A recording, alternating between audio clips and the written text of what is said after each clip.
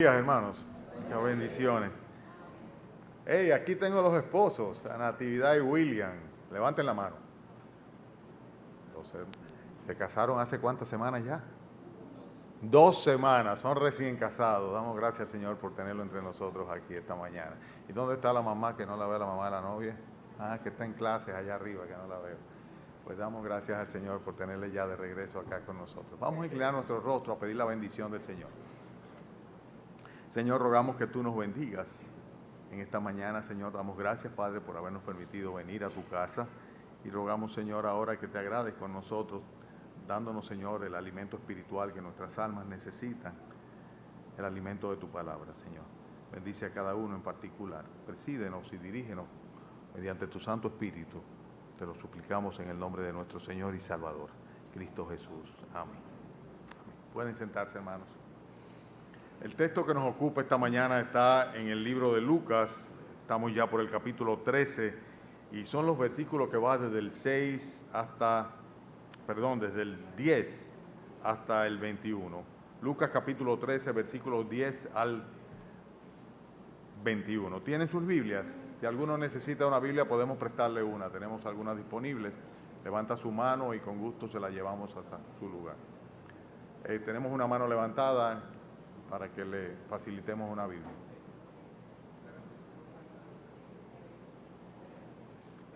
Lucas capítulo 1. Qué bueno que podemos estar aquí, el capítulo 13. Qué bueno que podemos estar aquí esta mañana, gracias al Señor. Hay muchos hermanos que están en el interior y por eso no están con nosotros. Vamos a ver esta mañana lo que he titulado Lecciones de un culto sabático. Lecciones de un culto sabático. Lucas 13:10. Enseñaba Jesús en una sinagoga en el día de reposo. Y había allí una mujer que desde hacía 18 años tenía espíritu de enfermedad y andaba encorvada, y en ninguna manera se podía enderezar. Cuando Jesús la vio, la llamó y le dijo: Mujer, eres libre de tu enfermedad. Y puso las manos sobre ella y ella se enderezó luego y glorificaba a Dios.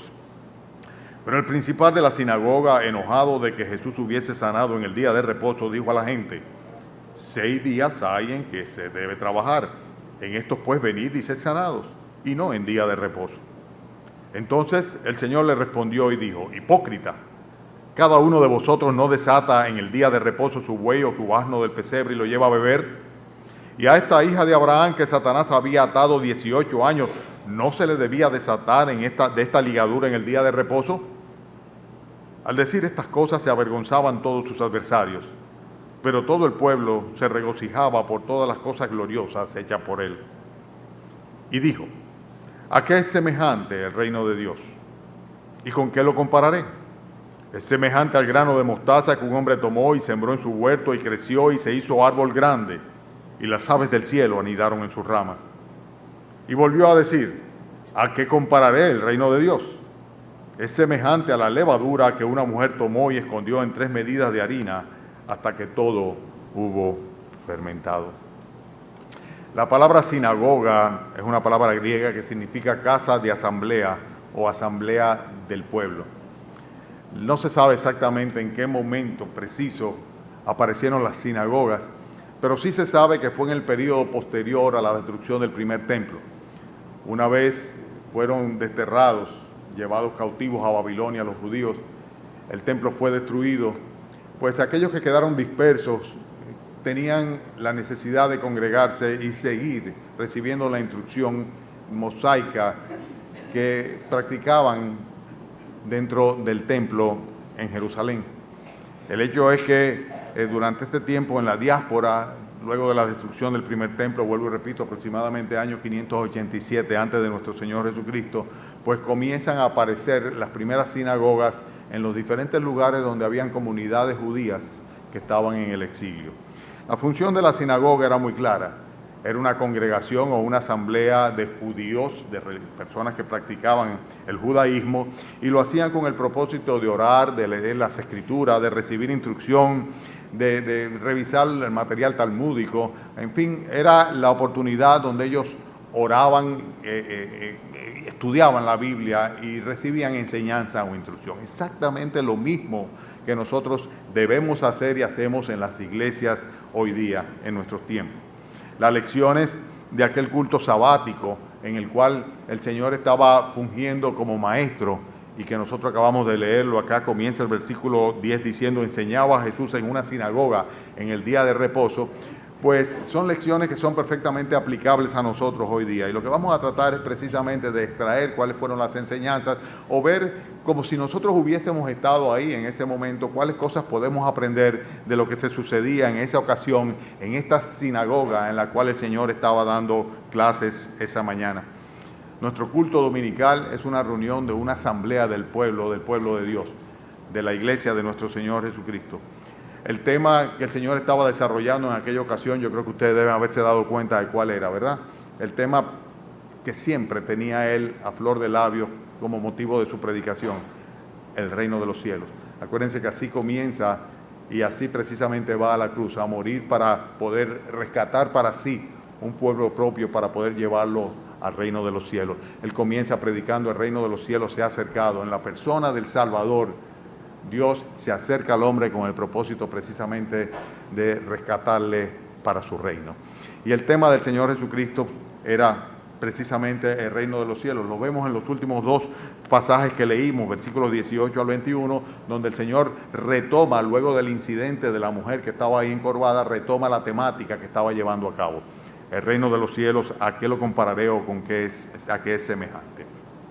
La primera cosa que nosotros podemos aprender de este culto sabático es el hecho de que el día de descanso, sabat lo que significa es reposo, no es sábado exactamente, o sábado más bien lo que significa, o sabat es reposo, el día de reposo. Y lo primero que nosotros debemos aprender sin lugar a dudas es que hay un día muy particular, el día en que Dios dice que los hombres deben cesar, así como lo hizo en el momento de la creación, de toda labor, de todo trabajo, para precisamente dedicárselo a Él, dedicárselo a honrarle a Él. El Señor nos da cada momento que respiramos, cada día, cada segundo de nuestras vidas. Y muchas veces nosotros, y hoy día aún más, con el afán de la rutina diaria, el afán de este mundo y de esta vida, pues muchas veces no tenemos el cuidado de separar un tiempo particular para con nuestro Dios. El día en que la asamblea del pueblo de Dios se reúne, el día de la iglesia, en el Nuevo Testamento es el domingo, el primer día de la semana, el día que nuestro Señor Jesucristo resucitó. Pero el énfasis está en que tanto entonces como ahora, precisamente se enseña la palabra de Dios, se predica el Evangelio desde los púlpitos de las iglesias donde los cristianos nos solemos reunir. Y así lo hacía también en aquella época el Señor Jesucristo, iba los sábados, que era el día que tenían los judíos preparados para el reposo, de manera tal de que en ese tiempo se estudiara la palabra del Señor, las enseñanzas de la palabra de Dios, se honrara a Dios, se adorara a Dios, se expusiera a los hombres la palabra, el mensaje de Dios. Exactamente lo que nosotros hacemos hoy día los domingos, que es el día oficial de reposo. Y así como entonces estaba el Señor Jesucristo enseñando y se enseñaba a Dios desde la sinagoga, hoy día se enseña a Dios desde los púlpitos cristianos. Consecuentemente, no hay otro sitio donde debe estar un cristiano que no sea en la casa de Dios, en el templo de la iglesia de nuestro Señor Jesucristo el domingo en la mañana. El domingo en la mañana, en la tarde y en la noche, si fuera posible, pero por lo menos en el momento en el cual la asamblea está reunida, como estaban en ese momento en el cual el Señor estaba enseñando. Es un lugar de oración, la iglesia, de estudio, de enseñanza de las Escrituras, un lugar de exhortación, un lugar de adoración, un lugar de oración. Mi casa, casa de oración, decía el Señor. Y eso es precisamente lo que nosotros venimos a hacer aquí los días de descanso. Es un error que nosotros, siendo parte del pueblo de Dios, utilicemos el día de descanso para hacer lo que todo el mundo hace, que es tener un asueto, diversión, parranda, paseo o lo que fuera de sus actividades particulares. Muchos los utilizan precisamente para completar la faena que no pudieron cubrir durante la semana en cuanto a aquellas labores que para ellos consideran que son económicamente productivas o compromisos que deben hacer. Otros pues aprovechan el asueto para cumplir con labores hogareñas. las cuales no pueden hacer durante la semana. Todas estas cosas no tienen ningún problema hasta tanto no haya una colisión, o sea, no haya un conflicto con lo que es realmente el propósito del día de reposo, que es reunirse, congregarse los cristianos para en reposo y en paz adorar a nuestro Dios, honrar a nuestro Dios, aprender de nuestro Dios, exhortar a la fidelidad a nuestro Dios. El lugar de un cristiano el domingo, sin lugar a duda, el día de descanso es en el templo, en la iglesia. Así que todos ustedes están haciendo lo que es la voluntad del Señor en esta mañana. Junto conmigo estamos aquí con el propósito de aprender del Señor, honrarle, adorarle. El simple hecho de estar acá ya es una manera de nosotros decirle a nuestro Señor, Señor, para nosotros tú eres lo más importante. En el día de reposo, en el día de descanso, en el día del Señor, estamos aquí contigo. Y esto es algo que debemos nosotros transmitirlo a nuestros hijos, que cuando llegue el día del Señor hay que hacer un cierre completo de toda actividad para venir precisamente a consagrar este día al Señor. No debe ser una rutina, no debe ser algo religioso, sino algo anhelado, deseado y practicado por todos nosotros que somos parte de la casa de Dios, de la asamblea de Dios, de la iglesia de nuestro Señor Jesucristo. Vemos nosotros que el Señor ese día de descanso estaba en la sinagoga y que ahí fija sus ojos sobre una mujer que estaba allá. Y dice la Escritura aquí en el versículo 11 que esta mujer tenía desde hacía 18 años un espíritu de enfermedad, que andaba encorvada y que de ninguna manera se podía enderezar. Y 18 años encorvada implica que no fue un evento con el cual, o una condición con la cual ella nació, congénita, porque fue desde hacía 18 años. Evidentemente está hablando de que no fue así en un principio. ¿Qué causó que esta mujer tuviese esta enfermedad? Sin lugar a duda, la Biblia dice aquí que es el efecto directo de un espíritu demoníaco, satánico completamente, que estaba actuando sobre ella. ¿Cómo llegó ella a esa situación? No lo dice la Escritura. Muy frecuentemente personas que, pues, por así decirlo, se exponen mediante diferentes artilugios a tener contacto con los demonios, con los espíritus, etcétera, etcétera, se hacen más vulnerables a ello. Pero no podemos especular en ese sentido. Lo real y lo cierto es que esta mujer tenía una condición de enfermedad en su cuerpo que era fruto de la influencia de Satanás. Y es interesante ver, y nosotros podemos tomarlo como una premisa, el hecho de que el Señor Jesucristo conoce ciertamente cuál es el trasfondo de nuestro padecimiento, muchas veces mucho más allá de lo que nosotros mismos somos capaces de identificarlo, o cualquier médico.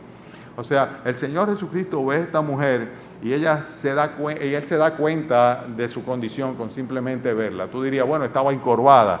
Sí, pero no sabemos si la mujer estaba en pie o estaba sentada o estaba en qué condición. Lo que sí sabemos es que el Señor fijó su vista en ella en medio de una multitud que estaba en la sinagoga en ese momento. Y es interesante que muchas veces las damas estaban aparte de los caballeros, pero de alguna manera el Señor pudo identificarla en medio de la multitud, porque Él conoce ciertamente cuál es el trasfondo que hay detrás de lo que nos sucede a nosotros. A veces pensamos que no, a veces pensamos que Él está ajeno, pero es todo lo contrario. Hay una serie de enfermedades que vienen como consecuencia de una influencia demoníaca. Espíritu de enfermedad le llama aquí. Y en este caso, el milagro que el Señor va a efectuar en la sanidad de la mujer realmente no es el fondo del asunto. O sea que realmente lo que nosotros vemos es que solamente es una coyuntura que le va a permitir al Señor Jesucristo traer una enseñanza que va mucho más allá del problema de enfermedad que tenía esta mujer.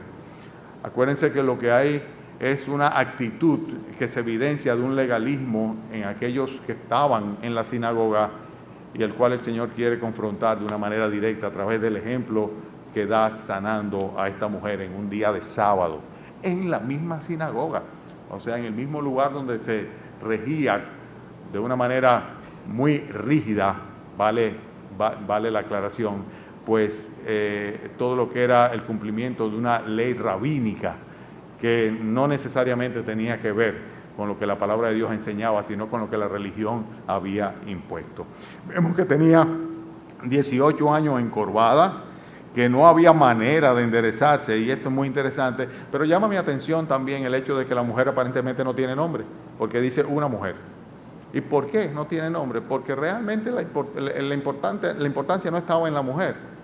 La importancia estaba en lo que el Señor quería enseñar a través del encuentro con esta mujer en la sinagoga. Y ahí es donde el Señor quiere poner su énfasis. El anonimato de la mujer es una consecuencia del hecho de que Dios lo que quería era asentar una cátedra espiritual. O sea, el propósito del Señor era enseñar una verdad espiritual en cuanto al sábado. Y esto era lo que realmente repercutía sobre el resto de los que estaban allá congregados y que es una enseñanza que también nosotros podemos apropiarnos de ella.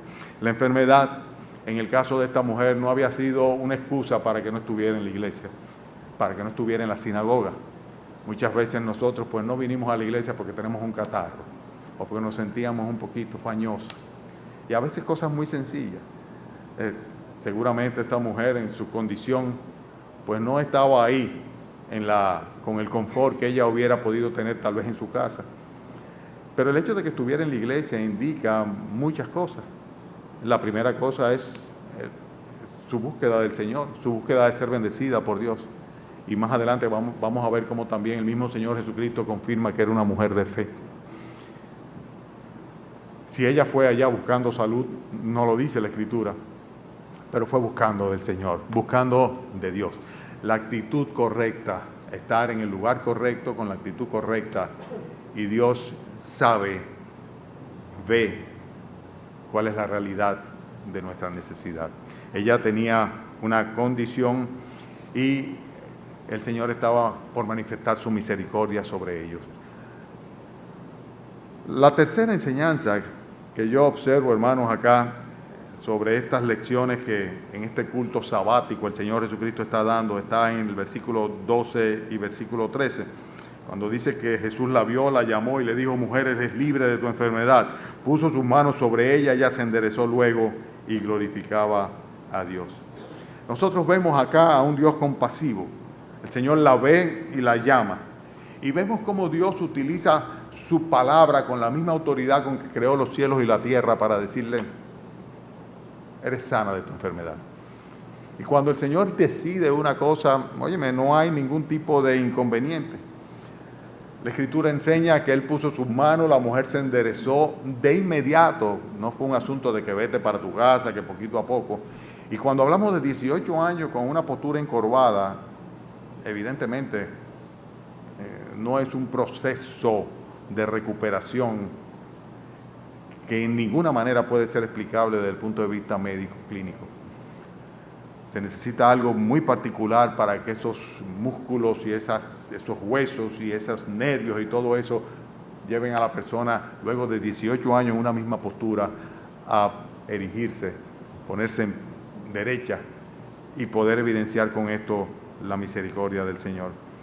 El ser objeto de la misericordia del Señor hizo que esta mujer se convirtiese en una adoradora del Señor. O sea, se convirtió en una proclamadora de la gloria de Dios. Dice el texto aquí inmediatamente que ella se enderezó glorificando a Dios.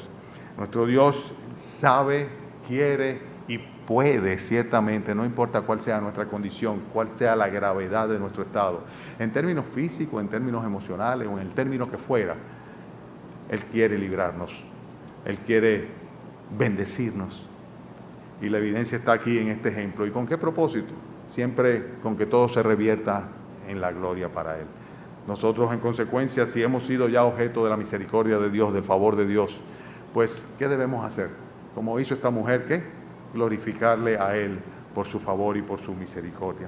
Vemos luego, entonces, hermanos, en los versículos que van del 14 al 15, como muchas veces la religiosidad lo que hace es convertirse en una especie de pantalla para ocultar la tenebrosidad del corazón humano. Aquí vemos que el principal de la sinagoga, estamos hablando, era un Nicodemo cualquiera. Ustedes se recuerdan cuando la Biblia habla de Nicodemo, que decía que era un principal o el principal de la sinagoga. O sea, la persona que tenía bajo su responsabilidad, pues traer la enseñanza, cuidar del templo del Señor y al mismo tiempo, pues ser luz para los demás. Es la persona que precisamente en lugar de ver y glorificar a Dios como lo hacían los demás que estaban ahí presentes por el milagro que había hecho, es la que pone obstáculos a que Dios sea glorificado, diciéndole, vengan los días de trabajo para que sean sanados. A ver si la sanidad la podía él ofrecer como si fuese un producto en el día que él quisiera. Decirle, vengan el martes que lo vamos a sanar.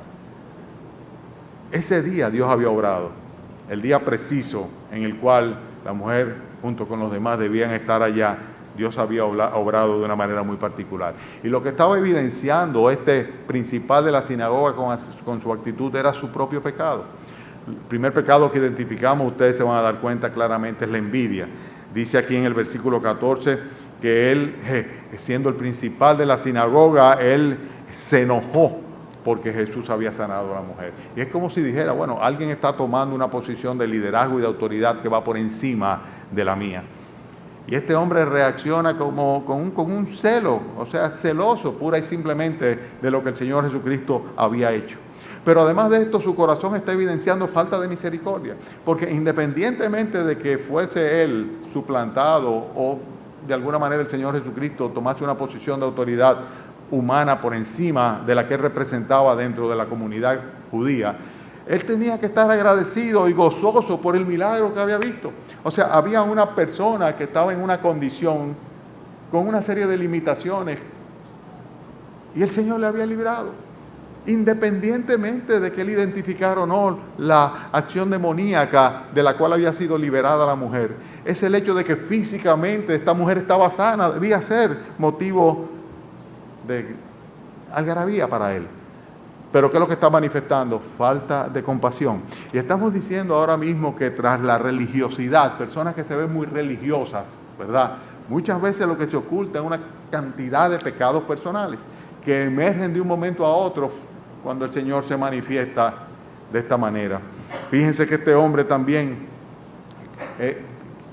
estaba sencillamente imponiendo un legalismo. Era un hombre legalista, un hombre que por encima de cualquier cosa él quería que se cumpliera lo que estaba establecido. Y lo que estaba establecido realmente no era mandamiento de Dios.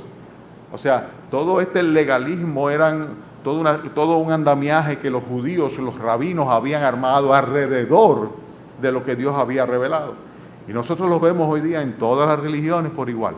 Que cada religión pues comienza a armar un andamiaje al cual muchas veces es muy difícil que los hombres puedan subir. Porque le ponen una carga tan pesada sobre ellos, la misma que no son capaces de tocar sus líderes con un dedo, que hacen imposible al hombre avanzar y seguir adelante. Este hombre, con su legalismo, estaba actuando de una manera hipócrita, y el Señor mismo se lo dice, le dice, hipócrita, tú no eres más que un hipócrita. Y cuando una persona es un hipócrita es porque está actuando con una doble vara de medida. O sea, a los demás yo lo mido con esta vara, pero a mí mismo no. Y el Señor a los fariseos se lo decía una y otra vez que no eran más que unos hipócritas, que por fuera se mostraban de una manera, pero en realidad eran otra cosa por dentro. Vemos entonces hipocresía, vemos también egoísmo.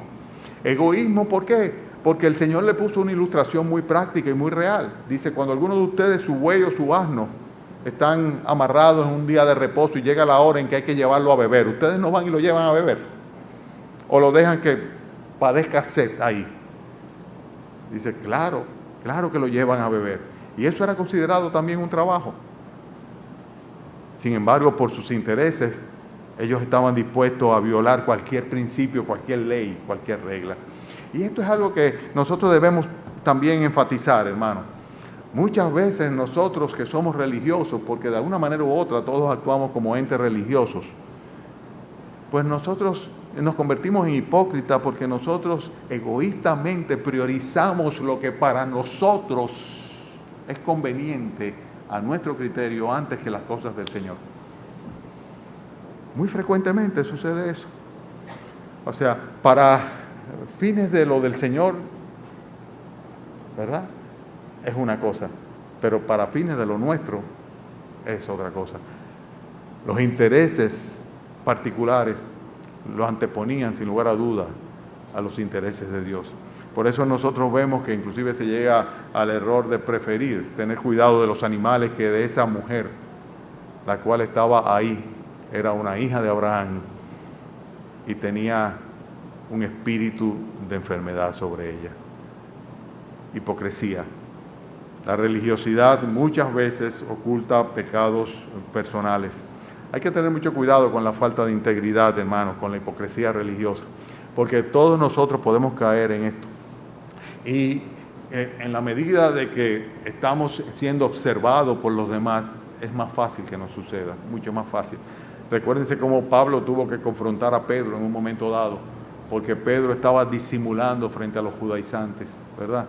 Y llegó un momento que le dijo, pero tú siendo judío, dice, vives como los gentiles, y entonces ahora porque vienen estos judíos, ¿qué pasa, Pedro? Y muchas veces nos sucede eso.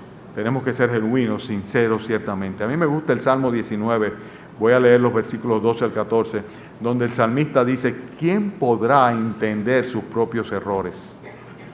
Líbrame de los que me son ocultos. Preserva también a tu siervo de las soberbias, no se enseñoreen de mí. Entonces seré íntegro y estaré limpio de gran rebelión. Sean gratos los dichos de mi boca y la meditación de mi corazón delante de ti, oh Jehová. Dice el Señor, presérvame de aquellas cosas que a mí misma me son ocultas. Permíteme que yo pueda ser ciertamente íntegro delante de ti. Concédeme ver, conocer mis propias faltas, mis propios errores. Porque muchas veces nos engañamos a nosotros mismos. Nuestra prioridad no es Dios, aunque tal vez nos llegamos a convencer de que sí lo es. Pero nuestro buey, nuestro asno, o nuestro perro, o nuestra gallina, lo nuestro, lo ponemos antes que lo de Dios. La quinta enseñanza que vemos acá está en los versículos 16 y 17. Vemos cómo Satanás ciertamente puede atacar tanto la mente como el cuerpo de un creyente. Esto no se llama posesión demoníaca. O sea, muchas veces nosotros en forma victoriosa decimos, al que es de Cristo el maligno no le toca. Y decimos, el día que tú recibas a Jesucristo en tu corazón, puedes tener la tranquilidad y la seguridad de que Satanás no podrá poseerte. Y es cierto, es completamente cierto. Más poderoso es el que habita en el creyente, en el verdadero cristiano, que el que está en el mundo. El que está en el mundo es Satanás. Él es el espíritu que obra o actúa en los hijos de desobediencia. Pero el que mueve al creyente es el Espíritu Santo, el cual es derramado en su corazón en el mismo momento en que por medio de la fe se arrepiente de sus pecados y le dice al Señor Jesucristo, ven a mí, perdóname y sálvame, recíbeme como un hijo tuyo. Si tú hiciste eso, el Espíritu Santo es quien debe guiar tu vida, porque Él prometió venir a morar en el corazón del creyente y así ciertamente lo hace. Es el mismo Espíritu Santo que nos transforma, que cambia nuestra mentalidad, que nos hace aborrecer el pecado y desear las cosas que son de Dios. Es el mismo Espíritu Santo que hace que prefiramos las cosas de Dios por encima de las cosas del mundo. Pero ciertamente somos vulnerables. No podemos cantar victoria y decir simplemente, no, el pecado no me va a alcanzar. Si fuera así, no tuviésemos la exhortación de venir al trono de la gracia para hallar oportuno socorro, a tener cuidado de permanecer firme para no caer, porque las tentaciones ciertamente van a venir. Entonces, en consecuencia, nosotros tenemos que estar claros de que somos vulnerables y que tanto nuestro cuerpo como nuestra mente pueden ser agredidos por Satanás. Nosotros conocemos el caso de Job, que lo hemos referido en otras ocasiones, pero tenemos el ejemplo de esta misma mujer. Esta mujer era una creyente. La expresión, esta hija de Abraham, que hace el Señor acá cuando dice, y a esta hija de Abraham que es Satanás, versículo 16, Satanás había atado 18 años, no se le debía desatar esta ligadura en el día de reposo. O sea, esta mujer estaba enferma por causa de la opresión espiritual que tenía. Y esta mujer era una creyente. En algún momento ella había confiado en el Señor Jesucristo. Hijos de Abraham eran todos los que estaban allá. Todos los judíos hubieran podido llamarse hijos de Abraham, pero en este contexto en particular se ve que el Señor Jesucristo está enfatizando el hecho de que era una mujer que poseía la fe de Abraham. Ustedes recuerdan que Abraham, el padre de la fe, fue justificado por la fe en Dios. Y la Biblia dice que todo creyente es justificado por la misma fe que tuvo Abraham. Nosotros depositamos nuestra confianza en el Señor para la salvación de nuestras almas y en consecuencia venimos a ser hijos de Abraham por medio de la fe. O sea que los hijos de Abraham no son los que vienen de una línea genealógica o una descendencia judía, sino que hijos de Abraham son aquellos que profesan la misma fe que profesó Abraham. Esa es la enseñanza de la Escritura. Y esta mujer, sin embargo, era una mujer que estaba aquí oprimida por el demonio. No era posesión demoníaca, pero sin lugar a duda era una opresión demoníaca completamente. Y por eso debemos estar siempre alertas. Y debemos pedirle al Señor que nos dé discernimiento suficiente para saber de dónde provienen los espíritus que actúan alrededor nuestro. Ustedes dirán, pastor, pero qué raro esto. No es raro. Ustedes se recuerdan del apóstol Pablo. El propio apóstol Pablo dice literalmente lo siguiente, hablando de la experiencia que tuvo cuando fue llevado al tercer cielo, dice, y para que la experiencia de las revelaciones no me exaltase desmedidamente, me fue dado un aguijón en mi carne, un mensajero de Satanás que me abofetee para que no me enaltezca sobremanera. Pablo atribuía la enfermedad que tenía, aquella que 3 veces le pidió al Señor que la quitase de en sí, y el Señor le dijo, no te la voy a quitar la enfermedad, bástate mi gracia, porque mi poder se perfecciona en tu debilidad, en la debilidad. Pues Pablo atribuía eso que le estaba sucediendo en su carne a la acción de un demonio, un mensajero de Satanás que estaba actuando. Y muchas veces sucede eso.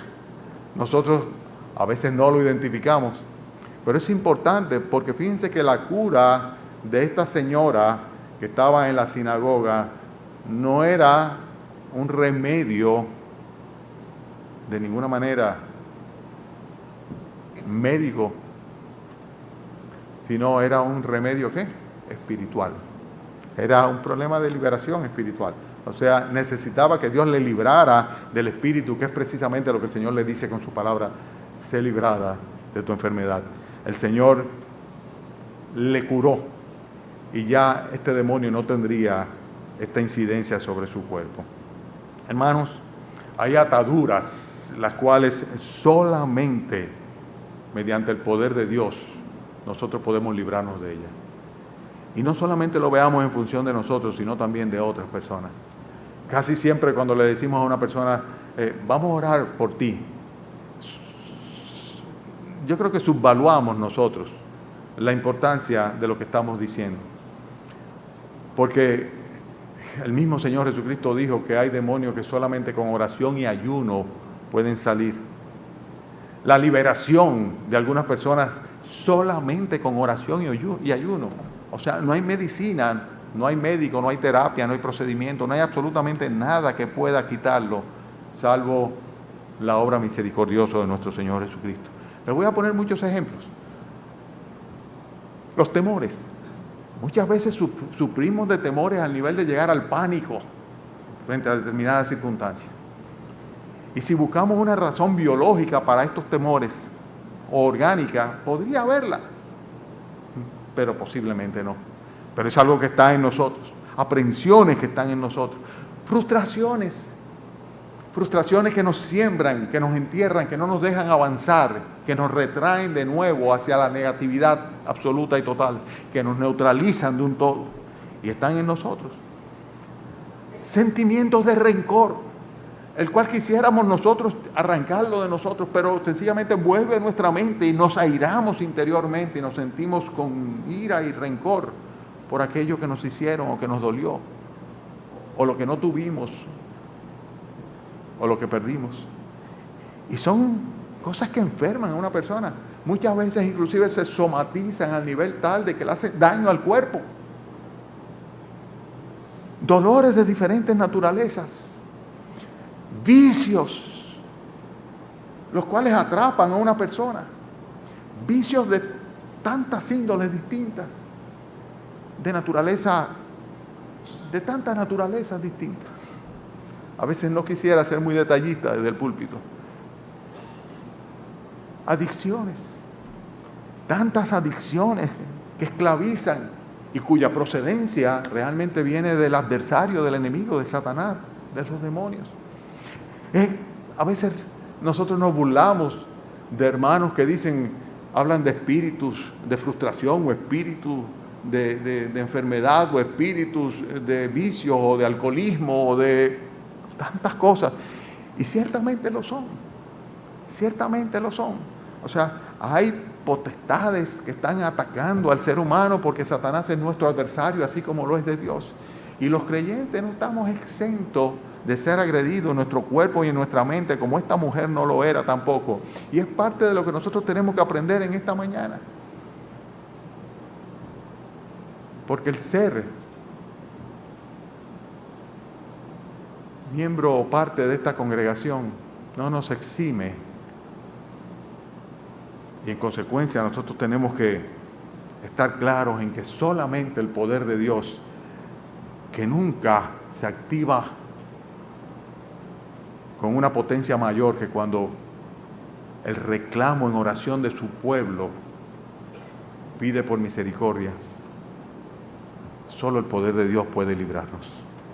Hermanos, hay tantas dependencias, a veces se trata de ambiciones que nos poseen completamente y no hay manera de que nosotros nos podamos apartar de esto que se convierte en una obsesión ambiciosa, la cual Dios de ninguna manera quiere para nosotros, pero sin embargo nosotros persistimos en ello, impulsados por una acción evidentemente demoníaca y destructiva, diferentes naturalezas de pecado, diversos tipos de limitaciones que tenemos. Y el Señor puede y quiere librarnos de eso. Este himno precioso, esta alabanza nueva que hemos estado oyendo últimamente, la que cantó Sebastián con los hermanos ahora en la mañana, si Cristo me hace libre, seré verdaderamente libre. Pena que no me sé todavía el tonito para haberlo cantado. Porque ciertamente, si el Señor nos libra, pues, pero Satanás puede atacar la mente, el cuerpo de los creyentes.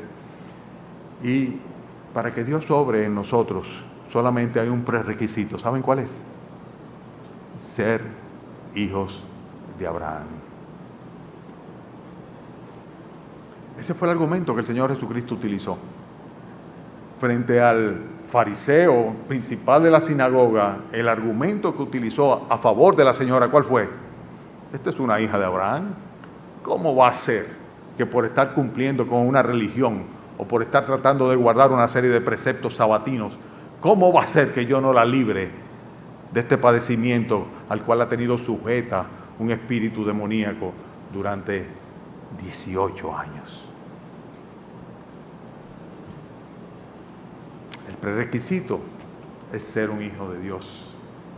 Si eres un hijo de Dios, no solamente puedes estar seguro de que el Señor tiene conocimiento absoluto y total de lo que hay en ti, sino que su voluntad perfecta es librarte. Y lo que tienes que hacer es estar donde tienes que estar, haciendo lo que tienes que hacer y esperando en el Señor el tiempo de Él. En este caso fueron 18 años, para que Él se glorifique manifestando su misericordia sobre ti. Estamos descubriendo una serie de lecciones o aprendiendo una serie de lecciones de un culto sabatino, ¿verdad? De un culto sabático en una sinagoga. Vamos a ver dos cositas más y terminamos. El tema del Señor Jesucristo, ¿cuál era? El reino de los cielos. Y para esto vemos que Él repite dos parábolas que en otra ocasión ya había enseñado también. Sus discípulos las habían entendido porque el Señor les preguntó luego que las había emitido. En Mateo nosotros lo vemos, decía, ¿entienden ustedes esto? Y ellos dijeron, sí, entendemos. Y ahora se lo estaba diciendo a todos los que estaban en la sinagoga. Era la predicación regular del Señor Jesucristo, el reino de los cielos. Cómo los hombres podían, y Él quería que tuviesen acceso al reino que Él habría de establecer, el cual nosotros estamos esperando y del cual vamos a formar parte de sus hijos. Y fíjense que la parábola del versículo 18 habla sobre esto, la semejanza. ¿Qué haré semejante el reino de Dios? ¿Con qué lo compararé? Dice semejante al grano de mostaza que un hombre tomó y sembró en su huerto y creció y se hizo árbol grande y las aves del cielo anidaron en sus ramas. Evidentemente las enseñanzas son muy claras, ¿verdad? La iglesia como precursora del reino de Dios debe crecer. La semillita de mostaza dicen que es la más pequeña de todas las semillas y sin embargo llega a ser un árbol que llega a tener hasta 3 metros de altura. Evidentemente un árbol grande. Y lo que está diciendo acá pura simplemente es una semejanza o una ilustración el crecimiento de la semilla de mostaza, de cómo habría de crecer el reino de los cielos. Pero en este sentido está hablando del crecimiento visible. El árbol se ve crecer, dice, al punto tal de que muchas aves vienen y pueden hacer sus nidos en él. Estamos en los arbores del cristianismo, o sea, el Señor Jesucristo todavía no había ascendido al cielo, todavía el Espíritu Santo no había venido y todavía la iglesia, por así decirlo, no había comenzado, pero el Señor estaba anunciando de cómo crecería, en contraste con todo este estamento religioso que el fariseo principal de la sinagoga representaba, con todo su legalismo judaico, ¿verdad? Entonces hablaba de este reino de los cielos en cuanto a su crecimiento visible. La iglesia, que es la reunión de los creyentes, debe convertirse precisamente en eso, en cobijo, en morada, en nido de muchas personas. Y eso es lo que habría de suceder a través de los 20 siglos que hemos estado nosotros observando el desarrollo de la historia de la iglesia. Pero no solamente habla en cuanto al crecimiento físico o visible de la iglesia de nuestro Señor Jesucristo, sino también de la influencia invisible que esta iglesia habría de ejercer sobre la humanidad. Y fíjense en los versículos 20, hay otra parábola, versículos 20 y 21, con esto terminamos. Dice, y volvió a decir, ¿a qué compararé el reino de Dios? Es semejante a la levadura que una mujer tomó y escondió en 3 medidas de harina hasta que todo hubo fermentado. No sé si se dan cuenta de que normalmente la levadura es tomada como el ejemplo de algo negativo en las Escrituras, salvo en esta ocasión. El Señor Jesucristo habla del efecto de la levadura. Y está sin lugar a duda hablando del fermento que haría que la iglesia creciera hasta llegar a completar precisamente el propósito de Dios, cubrir toda la tierra. La levadura entra en la masa y va haciendo que toda la masa se fermente. Y el Evangelio es precisamente el fermento que va a llevar a la verdad de Cristo, la salvación a todos los hombres. ¿Qué es el Evangelio? El Evangelio es aquello lo cual el Señor Jesucristo predicó al decir el reino de los cielos se ha acercado. Él decía, arrepentíos y creed en el Evangelio. Ese era el mensaje del Señor Jesucristo. El Evangelio, Cristo se hace hombre, lo celebramos ahora en Navidad. Dios viene a la tierra a salvar a los pecadores. Y viene a salvar a los pecadores ofreciéndose Él mismo como pecador sin serlo para tomar el lugar del pecador real que soy yo. Y que caiga sobre Él en lugar de sobre mí toda la ira de Dios, de un Dios santo por causa del pecado mío, el cual Él toma. Y en la cruz del Calvario, el Padre abandona al Hijo por haber tomado el pecado del mundo. Cristo es el Salvador. Y estas son las buenas nuevas del Evangelio.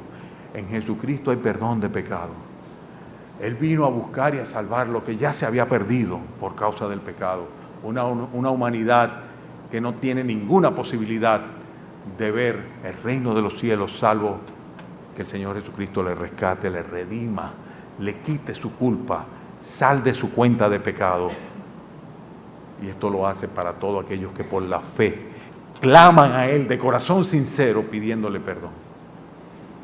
¿Tú lo has hecho?